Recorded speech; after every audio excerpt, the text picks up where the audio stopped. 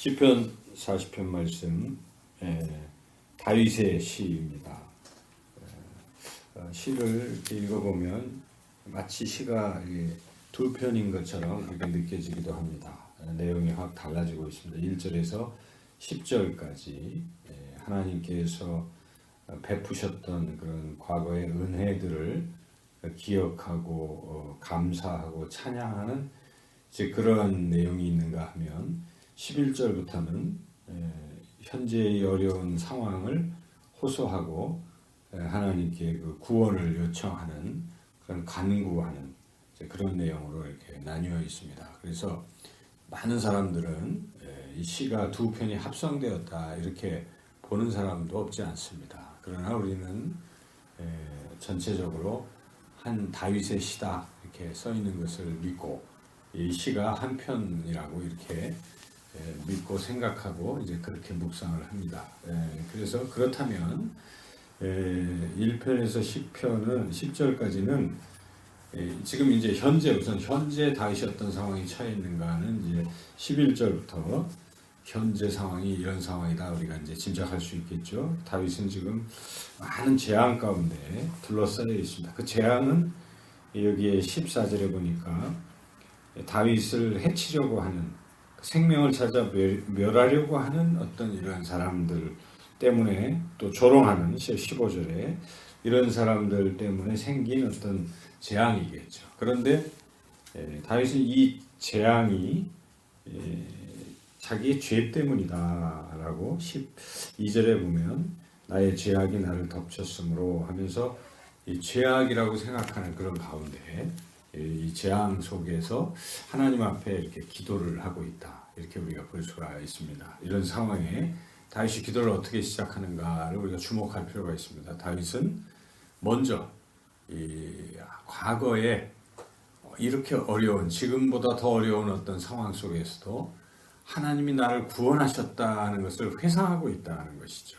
과거에 베푸신 그 은혜를 기억하고 하나님 앞에 감사하고 먼저 찬양을 드리고 있다. 참 놀라운 사실이죠. 그래서 과거에 그 자신이 기가 막힌 웅덩이와 수렁에 빠져 있던 그런 상황 속에서도 하나님께서 건져주신 것을 회상하고 있습니다. 그래서 1절, 2절 읽기만 해도 은혜가 되는 귀한 말씀인데요. 우리 1절, 2절 한번 읽어보겠습니다.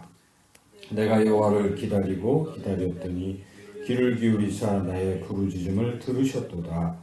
나를 기가 막힐 웅덩이와 수렁에서 끌어올리시고 내 발을 반석 위에 두사 내 걸음을 견고하게 하셨도다. 어디 웅덩이와 수렁에 아주 깊이 빠져서 뭐 말도 안 나올 정도로 이거 뭐 벗어날 길도 없는 이런 상황이 있었지만 그 상황에서 하나님께 간절히 기도하며 하나님이 건져주시기를 기다렸더니 드디어 하나님이 자신의 간구한 소리에 귀를 기울이시고 자신을 거기서 끌어올리시고 그리고 이제는 웅덩이와 수렁에 다니지 아니하며 반석 위에 더 이상 빠지지 않는 반석 위에 내 발을 두시고 견고하게 하셨구나 하고 하나님이 베푸신 그 구원의 은혜를 회상하고 지금 감사하고 있는 것이죠. 과연 우리가 현재 사방으로 재앙이 둘러싸고 사람들이 나를 호시탐탐 죽이려고 하는 이런 상황 속에서도 과거를 회상할 수 있는가? 회상해야 하는 것입니다. 지금까지 우리 이렇게 살아있는 것 자체가 하나님의 은혜가 아니겠습니까? 그래서 아무리 현실이 어려워도 과거에 나를 사랑하셨던 나를 기가 막힐 이 웅덩이와 수렁에서 건져주셨던 그 하나님의 은혜를 우리가 회상할 필요가 있습니다. 회상하면 현재도 하나님이 동일하게 그렇게 하실 것이라는 확신이 들고 우리가 또 소망 가운데 일어설 수 있기 때문이죠.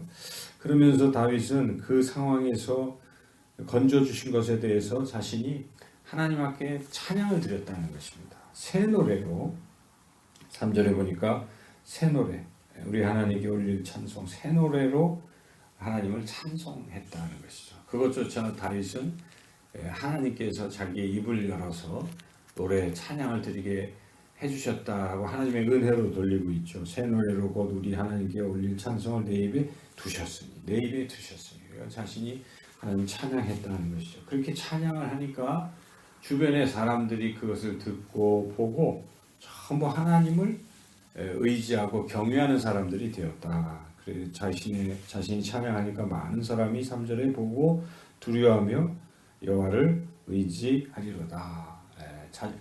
우리가 찬양의 힘이라는 건 대단한 것이죠. 우리가 하나님을 찬양할 때 우리만 은혜 받는 것이 아니라 다른 사람들이 하나님을 같이 이렇게 경외하는 그런 역사가 일어난다는 것이죠. 그리고 하나님을 의지하게 되는 것입니다. 그리고 다윗은 선언을 합니다. 하나님을 의지하는 게 복 있는 인생이다. 우상을 의지하지 마라. 하나님을 의지하라. 이런 얘기입니다. 여기에 4절을 읽어보겠습니다. 여호와를 의지하고 교만한 자와 거짓에 치우치는 자를 돌아보지 아니하는 자는 복이 있도다. 이 교만한 자와 거짓에 치우치는 자라는 것은 이것은 우상을 말합니다. 그런 뜻은 그러니까 헛된 것을 돌아보지 아니하고 오직 하나님만 의지하는 자가 복이 있다. 지금 이렇게 3절을 연결해서 다윗은 하나님만 의지해라 하면서 그게 복이 있다 하면서 5절에 자신도 하나님을 의지해서 받았던 그 은혜가 얼마나 큰지를 이제 노래하고 있는 것이죠. 그래서 하나님이요 주께서 행하신 기적이 얼마나 많은지요. 저에게 행해 주신 우리에게 행하신 그 기적도 많고 늘 우리를 생각하는 그 주님의 생각이 얼마나 많습니까? 아무도 주님과 견줄 수 없습니다. 그 교만하고 거짓에 치우치는 그 우상이 어찌 주님과 견줄 수 있겠습니까? 주님, 내가 주님을 그 은혜와 그 구원의 은총을 세상 사람들에게 널리 말하고 싶어도 너무 많아서 그것을 셀 수 없습니다. 이게 이제 주님의 은혜가 너무나 크다 이것을 노래하는 것이죠. 이렇게 다윗은 지금 고난 중에서도 하나님의 은혜를 기억하고 감사하고 찬양하고 이렇게 입술로 찬양하고 그걸로 사람들이 은혜 받은 것도 다시 생각하면서 불현듯 하나님 의지하는 것이 이게 복 있는 인생이라고 또 이렇게 노래하고 있습니다. 그러면서 다윗은 그 시절에 하나님과 어떠한 또 교제를 이루었는지를 또 기억하고 있죠. 그래서 6절 8절 한번 읽어보겠습니다. 6절 7절 주께서 내 귀를 통하여 내게 들려주시기를 제사와 예물을 기뻐하지 아니하시며 번제와 속죄제를 요구하지 아니하신다 하신지라 그때에 내가 말하기를 내가 왔나이다 나를 가리켜 기록한 것이 이 두루마리 책에 있나이다.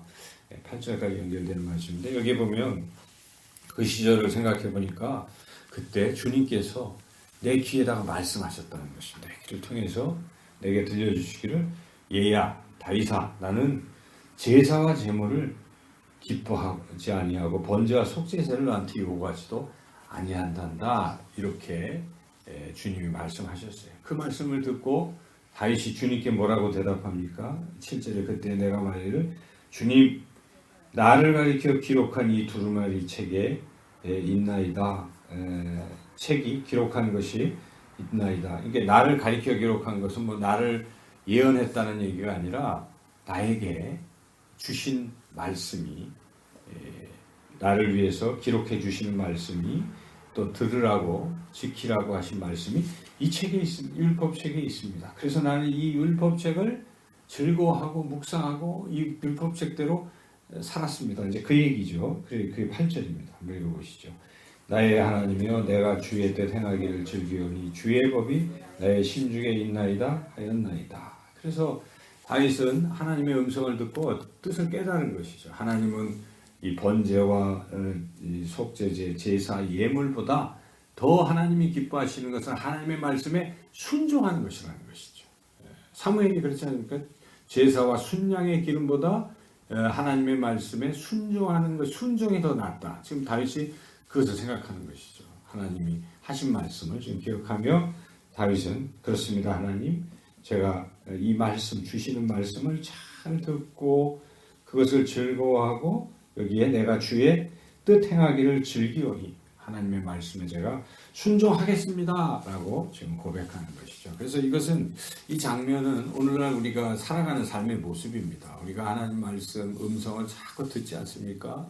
묵상하면서 듣고 또 설교를 통해서 듣고 이게 듣잖아요. 듣고 우리가 하나님 앞에 고백하는 거예요. 기도하는 것입니다. 하나님 그렇습니다. 하나님의 뜻이 그렇군요. 저는 그렇게 살겠습니다. 주님 말씀 순종하겠습니다. 우리가 기도가 그런 것이죠. 이렇게 교제하는 모습을 보여주는 것이죠. 이 다윗이 지금 이 환난과 고난 중에서도 그것을 회상하는 거야. 내가 주님과 대화했던 그 은혜. 그러니까 뭐 구원받은 것에 감사하고 찬양하고 그리고 새 노래로 하나님께 찬양 드렸던 그 시절 그리고 하나님과 이렇게 대화했던 기도했던 말씀을 듣던 이것들을 회상하면서 지금 아주 은혜 가운데 있는 것이죠. 그러면서 또 다윗은 무엇을 했는가 그 시절에 9절 10절 말씀은 복음을 전파했다는 것입니다. 9절 10절 읽어보시죠. 내가 많은 회중 가운데서 의의 기쁜 소식을 전하였나이다. 여호와여 내가 내 입술을 닫지 아니할 줄을 주께서 아시나이다.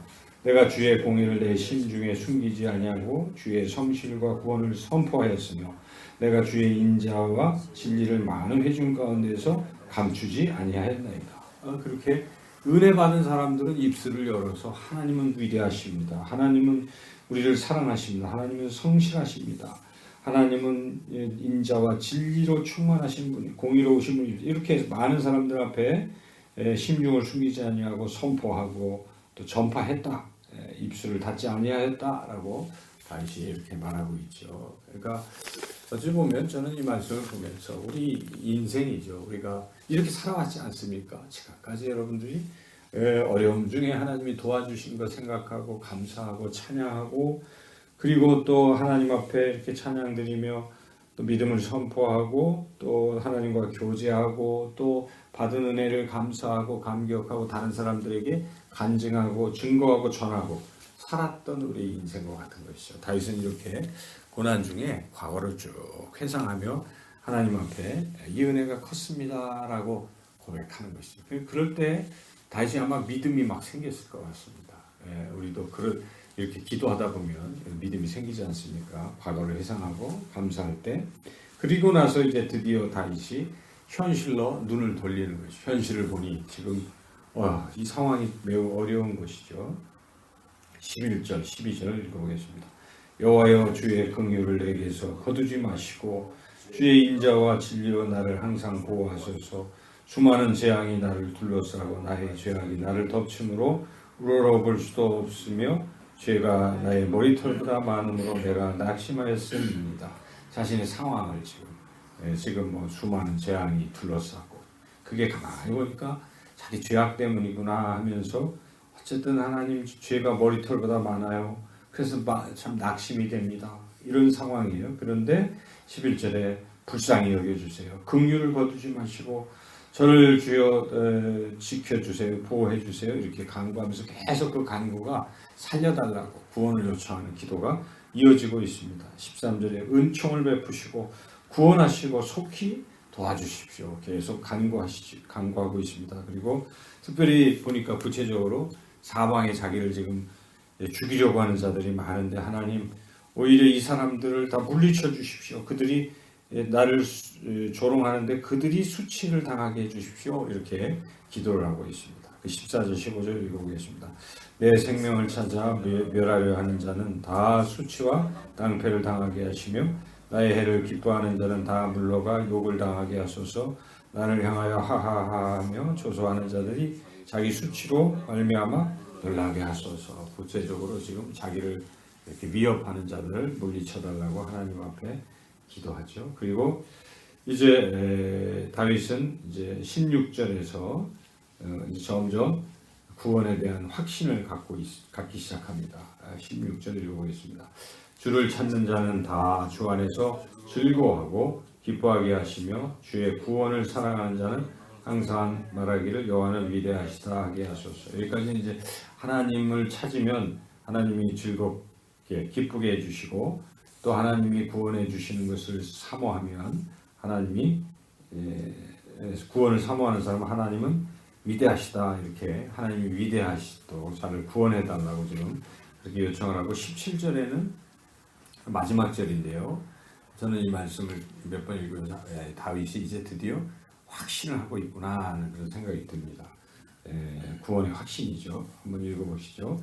나는 가난하고 궁핍하오나 주께서는 나를 생각하시오니 주는 나의 도움이시오 나를 건지시는 이시라. 나의 하나님이여 지체하지 마소서. 뒤에는 이제 촉구하는 것이지만 그 앞부분은 자기가 비록 어렵고 가난하고 궁핍하고 지금 이런 상황이지만 주님이 자신을 생각하시고 자신을 도와주시고 자신을 건지시는 분이시라고 확신 있게 선포하고 있죠. 이게 주님은 나의 도움이시오 나를 건지시는 이시라. 이렇게 마지막은 분명히 선포하고, 그리고 이제 상황은 아직도 이런 상황이니까 주님 빨리 지체하지 마시고 도와주십시오 하고 마지막 도움을 간청하는 것이죠. 그래서 결국 우리가 이 시를 쭉 읽으면서 다윗은 그런 아주 환난, 고통, 사방으로 이런 상황이지만 과거에 하나님이 베푸신 은혜들을 잘 기억하고 기도하면서 이렇게 고백하면서 간절히 현실을 보고 또 구원해달라고 간청하고, 그리고 마지막으로는 하나님이 구원해 주실 것을 확신합니다. 하나님은 나의 도움이십니다.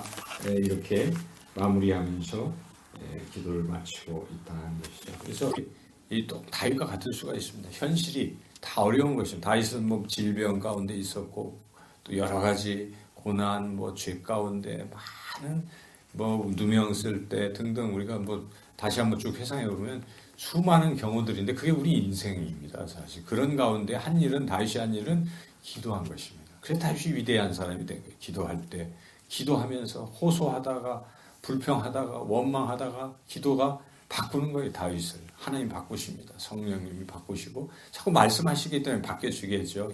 얘야 더 힘내라. 내가 널 도와준다. 그러면서 다윗이 결국 그 마지막은 하나님이 나의 도움이십니다 하고 마지막으로 확신을 가지고 이 기도의 자리를 일어선다 하는 것이죠. 오늘도 우리가 이 다윗의 기도를 생각하면서 무엇보다 먼저 하나님 베푸신 은혜를 잠잠히 한번 생각해 보십시오. 그러면 현실의 고난 중에서도 우리가 소망을 갖게 될 줄로 믿습니다.